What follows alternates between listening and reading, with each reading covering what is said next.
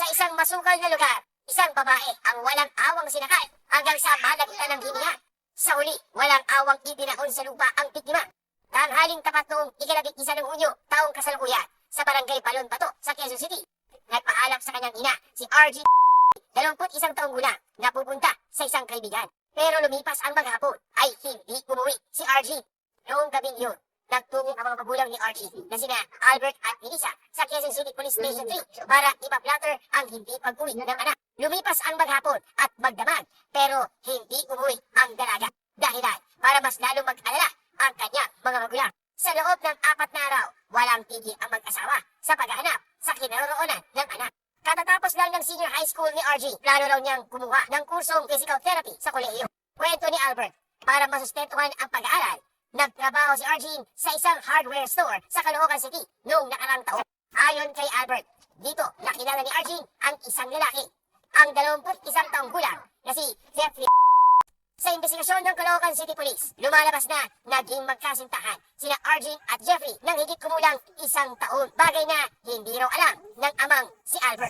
Kwento ni Albert, ika-3 ng Hunyo, taong kasalukuyan, nasaksiyan niya kung paano guluhin at ipahiya ni Jeffrey ang anak sa pinapasukang hardware store.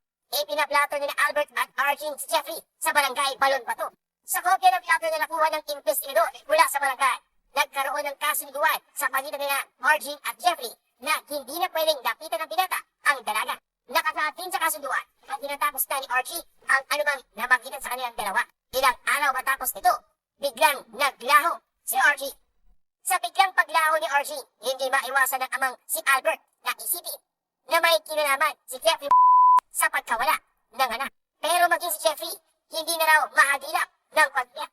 Ika-14 ng Hunyo, 3 araw matapos mawala si RG, nahanap ni Albert ang social media account ng nakakatandang kapatid ni Jeffrey. Agad namang nakipagtulungan ang kapatid ni Jeffrey kina Albert. Ayon kay Albert, todo tanggi si Jeffrey na may kinalaman siya sa pagkawala ni RG.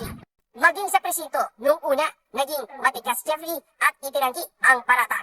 Hanggang sa isang revelasyon ang inilagtan ni Jeffrey sa mga pulis. Sa puntong yun, nagsanib puwersa ang Quezon City Police Station 3 at Caloocan City Police Station North Extension Office para mahanap ang nooy nawawala pa rin na si RG. Nagdesisyong umuwi muna sa bahay ang magulang ni RG na sina Albert at Melissa. Mismong si Jeffrey ang nagturo sa mga polis kung saan matatagpuan ang katawan ng biktima sa isang masukol na lugar sa Bagumbong, Caloocan City. Nang hukayin ng mga otoridad, inilagay sa kanila ang naaagnas na katawan ng isang babae. Noong mga satelit yun, nagtungo na sa lugar ang tiyuhin ni RG na si Bruno. At nang silipin niya ang bangkay, kumpirmadong sanga ang kanyang nawawalang pamangkin na si RG. Habang nasa kanilang bahay sa Quezon City, sila Albert at Melissa. Isang tawag ang kanilang natanggap. Sa isang iglap, nawala ang kanilang anak. Sa investigasyon ng Caloocan City Police, posibleng gumamit si Jeffrey ng social media account ng isang kaibigang guro para makausap si RG at makumbinsi ang dalaga na makipagkita sa kanya matapos ang kanilang paghiwalay. Nakasaad sa chat ng group na tutulungan niyang makapagmulehiyo si RG.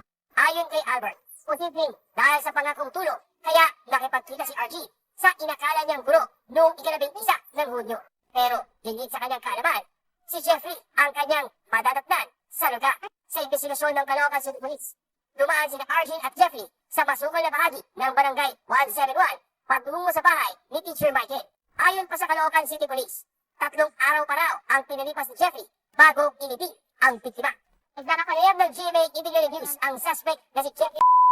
Inamin niya sa harap ng kamera ang nagawang krimen. Ayon kay Jeffrey, hindi niya sinadya na napatay ang dalaga. Nagsisisi rin daw siya sa nagawang krimen. Pero anumang pagsisisi, hindi na nito may babalik ang buhay ni RG. Kasong murder ang kakaharapin ng suspect na si Jeffrey. Noong ika-16 ng Hunyo, tuluyan nang inihatid sa huling hantungan si RG.